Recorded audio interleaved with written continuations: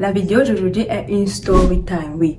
Je n'ai pas l'habitude de le faire, de vous faire des vidéos sur des story time. Mais comme on a dit, dans cette chaîne, on parle du bien-être mental, physique, émotionnel, mais aussi financier.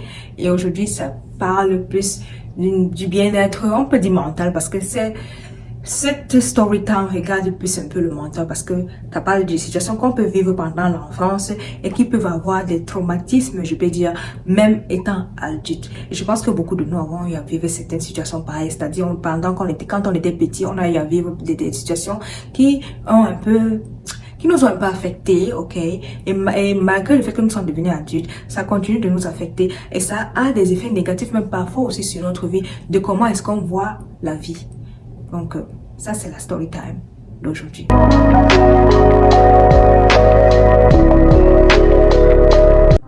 Hello mes petits basses-l'hommes, bienvenue dans ma chaîne. Pour vous les nouveaux, je vous souhaite la bienvenue, je vous envoie des ondes positives. Et pour vous les anciens, heureux bienvenue. Ici on parle du bien-être, le bien-être mental, le bien-être physique, émotionnel, mais aussi financier. Oui, pourquoi? Parce qu'on a besoin de tout cela pour avoir une vie sereine. Vous le savez, la vie sans tout cela, ça n'existera pas. Ça n'existerait pas, ça n'aura aucun sens. Donc, oui, le bien-être, c'est important.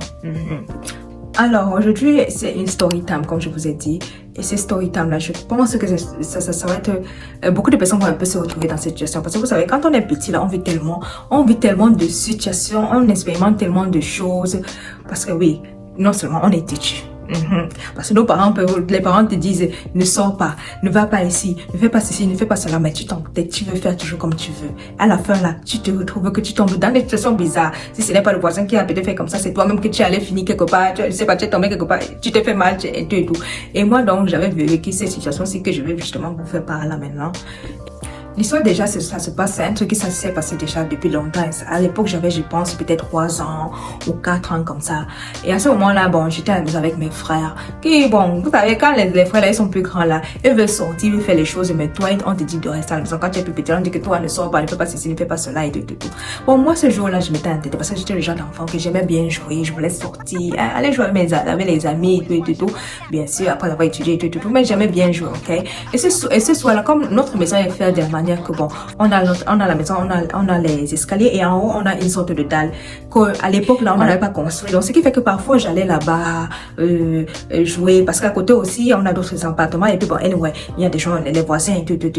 Donc ce qui fait que j'allais là-bas, on allait parfois là-bas parce que c'est bien grand, non? Hein? C'est la dalle, on sait comment sont les dalles un peu des maisons. Il y a bien de l'espace, tu vas courir et tout, fais ceci, fais cela. En plus, c'était dans la nuit. Donc, je suis sortie avec mes camarades. On est allé là en haut, là, on était en train de jouer. À un moment, on est en train de jouer. Je me rends compte qu'en fait, il y a un truc là qui est en train de m'observer. Une sorte de lumière que je vois bizarre c'est-à-dire, vous savez, quand on allume la lumière, ça devient l'étance. Ça devient tellement clair. Après, ça devient obscur, ça devient clair, ça devient obscur. C'est-à-dire, ça s'illumine. Et puis, ça, c'était exactement comme, voilà. Un peu comme l'étoile. Vous savez, quand l'étoile, là, ça brille, après un peu, ça devient... Tu vois que ça, la lumière, là, diminue. Ça brille et puis ça diminue. C'était un peu comme ça, là. Mais la lumière, là, celui-là, c'était un peu jaune. Parce que je voyais noir, quelque chose de noir. Parce que c'était un chat, voilà. Pour aller directement. C'était un chat noir, mais qui avait des yeux qui brillaient. Ça allumait fort et puis ça retournait à être normal, ça mettait fort et puis ça retournait à être normal. Vous savez, nous les Africains, avec les histoires du pays, quand on te dit, il y a les mauvaises choses, les gens qui se transforment en ceci, les gens qui se transforment, même comme malgré qu'on était petit déjà, waouh, tu entends ces histoires, donc ça reste, parce que on se dit, tu es petit, tu vas pas savoir, non, ça reste, parce que tu écoutes tes frères, tes soeurs, la famille, les voisins, les gens qui parlent oh, la sorcellerie, les ceci, les cela. Donc ce qui fait que quand j'ai vu ça, j'ai dit, c'est quoi ce truc-là? Pourquoi c'est bizarre comme ça? Et ce n'était que moi. En fait, on était 2 ou 3, mais ce n'est que moi qui a vu ça. Et à pas un moment, le chat là a disparu comme ça. J'ai eu peur comme ça là. Et justement, j'ai demandé à mes camarades, à mes amis que il faut qu'on quitte ici parce que je me sentais plus déjà à l'aise de voir ça. C'est-à-dire, je me sentais plus à l'aise. Tu sais, quand tu vis une situation, tu as l'impression que c'est quelqu'un qui s'est transformé justement. Je pense que j'ai eu cette impression quoi. Que je me suis dit directement, c'est pas que c'est quelqu'un qui s'est transformé justement et qui est en train de vouloir me faire du mal et tout. Malgré que j'étais petite, j'ai dit bien j'avais 3 ans ou 4 ans, quelque chose comme ça, peut-être même 4 ans, je ne me rappelle plus trop. Mais cette idée-là m'a venu directement dans la tête comme ça. J'ai dit, mais attends, c'est quoi ça? C'est quel genre de chat qui fait les yeux comme ça, les yeux qui sortent de l'étincelle, qui brillent après qui s'éteint, qui brillent après s'éteint. Et c'était surtout sur moi. Personne d'autre ne voyait, ce n'était que moi qui avais vu ça. Et après d'un moment, boum, il disparaît comme ça là. J'ai eu peur, j'ai pris mes baissements, j'ai voulu dire que bon, allons. Je suis allée à la maison, je suis rentrée là. J'étais traumatisée. Je dis bien traumatisée, je me sentais tellement mal. Je n'ai même pas voulu dire ça à quelqu'un parce que je me suis dit, si je vais dire, on me dit que justement, on te demande de rester à la maison, mais tu es sorti. Si tu restais à la maison, ça ne devait pas se passer, tu ne devais pas peut-être voir certaines choses pareilles. Donc je n'ai jamais, cette histoire-là, je ne l'avais jamais dit à personne. Mais, depuis ce moment-là, quand je voyais un chat, mais je détestais le chat, peu importe quel genre de couleur il a. Quand je vois le chat là, ça dit cette situation m'a traumatisée au point que j'ai dit, le chat là, je ne peux pas le supporter. Je ne peux pas le supporter parce que je me suis dit, c'est quelqu'un peut-être qui s'est transformé. Vous voyez les films nigériens qu'on voit souvent, les gens se transforment. Tu vois quelqu'un et un humain, et puis se transforme, il est chat, ou bien il devient un cafard, ou bien il devient un ceci. Mon frère, Seigneur. T'as dit, cette histoire-là m'avait seulement traumatisée. J'ai dit, depuis lors là, même jusqu'à présent là, quand je vois un chat, je me sens mal. Surtout si je vois le chat noir. Parce que ce chat-là, il était noir. Donc, vous t'imagines, c'est d'abord la nuit. En plus, le chat, il est noir. Mais tu ne vois que ses yeux qui brillent. Mais tu dis, aïe, c'est quoi ça? Mais pourquoi est-ce que le chat là, ses yeux brillent de cette manière? Et ce n'est que moi qui l'observe en plus. Personne d'autre ne l'a vu. Personne. Ce n'est que moi qui l'avais vu. Et puis, d'un coup, paf, il disparaît. Je pense que beaucoup de vous avaient eu à vivre des situations pareilles, peut-être pas avec le chat, mais avec d'autres choses, parce que parfois tu vis justement ces situations. Il y a des gens qui, tu vas voir quelqu'un, c'est pour ça que je dis, c'est ça qu'on appelle parfois, je sais pas si appeler ça une sorte de phobie.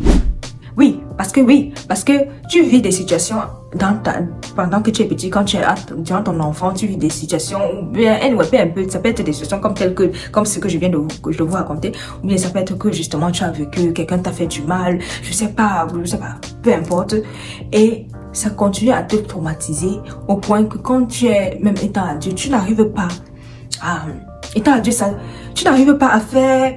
avoir une vie sereine, ok? Ce truc est traumatisant.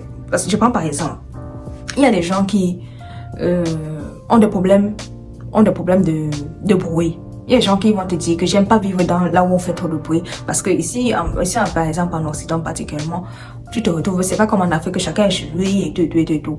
En Occident, c'est ce problème de bruit là. Je pense que c'est un problème que beaucoup de personnes expérimentent. Que peut-être tu vis quelque part et puis tu as le voisin d'en haut qui fait du bruit. Ou bien toi-même, tu as le voisin là même qui fait du bruit à quelqu'un. Et ça met mal à l'aise. Les gens ne supportent pas. Peut-être parce que c'est clair, les gens doivent être libres de vivre leur vie normalement. Mais parfois, bon, on oublie que, ok, on vit dans on n'est pas dans des maisons, surtout si tu vis dans des immeubles, quoi, ok? Si tu vis dans des immeubles, tu te trouves que, bon, tu ne penses pas au fait que, ok, peut-être si je laisse tomber des choses, je fais ceci, je fais des bruits, tu as peut-être des enfants aussi qui courent et tout, qui font ceci, qui jouent. Tu n'imagines pas que, ok, peut-être comment est-ce que mon voisin peut se sentir avec des bruits, avec ces bruits-là, comment est-ce qu'il va ressentir ça? C'est pas tout le monde, en fait, qui a cette capacité de supporter certains bruits. Et donc, ça devient une sorte de phobie. Donc, ce qui fait que peut-être, tu vas avoir des personnes qui ne vont pas pouvoir parfois même vivre, décider, ou bien ils vont se dire, ok, si je vis quelque part, si je vis dans un immeuble, je voudrais être au dernier niveau là, comme ça je ne dois pas subir le bruit de quelqu'un ou quoi que ce soit. C'est ça on appelle aussi une phobie, parce que tu commences à avoir la phobie des bruits. Moi par contre j'avais la phobie de quoi? Des chats. Ok, la phobie des chats, c'est-à-dire que je vois même pas que j'ai la phobie du chat, pratiquement le chat noir. Si je vois le chat noir, je suis traumatisée, je me dis c'est pas quelqu'un. Donc je suis restée avec ce truc là, et aussi parce que comme je dis, la mentalité qu'on a en Afrique, quand te dit que quand te dit que bon, il y a les mauvaises choses, il y a la sorcellerie, il y a ceci, les gens font du mal, le voisin peut se transformer comme si ton oncle t'attend, tellement de choses, tu sais même pas. Et on se dit tu es enfant mais que tu vas pas pouvoir prendre ça en compte. Et je vais dire peut-être ça va pas t'affecter, mais ça reste, nous quand on est enfant parfois, c'est quand tu es un même enfant que tu enregistres tellement de choses dans ta tête. Et ça reste en fait, c'est ça même le truc, ça reste tellement c'est-à-dire déjà à l'âge de 3 ans là, tu commences à enregistrer des choses dans ta tête et ça reste éternellement, ok? Si il faut justement un travail pour que ça puisse, pour que tu puisses comprendre qu'en fait non, c'est juste un truc comme ça, il faut pas prendre ça comme ça, c'était simplement peut-être un chat. Mais bon, un travail, il faut un travail que j'ai jamais fait. Et je sais pas si je vais pouvoir je vais le faire. C'est-à-dire aller trouver, peut-être parler avec des psychologues, ces choses-là, quand tu dis, tu fais une thérapie, tu parles avec quelqu'un, là, comme ça, tu vas plus avoir la phobie, ou bien ceci, ou bien peut-être pour ceux qui, justement, ont des problèmes qu'ils vivent dans les appartements, ou bien ils ont un problème des bruits, ils ne supportent pas les bruits. On va te dire, fais ceci, oui, va voir quelqu'un, ça va t'aider, patati, patata. Parfois, ça peut aider, parfois, ça peut pas aider. Parce que quand quelque chose est dans ta tête, là, c'est difficile, vraiment. Et surtout si tu l'as vécu pendant l'enfance, c'est plus difficile de le faire disparaître facilement comme ça. Il faut vraiment un grand travail. Un énorme travail. Et je pense que beaucoup de nous ici, là, d'ailleurs, on a tellement des phobies. Tu vas voir des gens qui ont des phobies, comme j'ai dit, du bruit, phobie pour le chat, comme aussi j'ai dit, phobie pour certains insectes, phobie parce que tu vas voir quelqu'un n'aime pas rester dans la foule, d'autres personnes qui ils ont la phobie, ils n'aiment pas, ils n'arrivent pas à rester dans une maison fermée. C'est-à-dire, il y a des différentes phobies, ou bien tu as eu à vivre un traumatisme pendant l'enfance, des choses, des situations, et ça te fait avoir la phobie, et tu ne supportes même plus. Il y a des gens que peut-être ton papa était ici, était sévère et tout, donc ce qui fait que les hommes, tu peux avoir la phobie des hommes, tu supportes pas les hommes. Donc quand tu vois les hommes là, anyway, hein, tu penses à ton père et puis voilà. Donc il y a tellement de situations, il y a tellement de situations.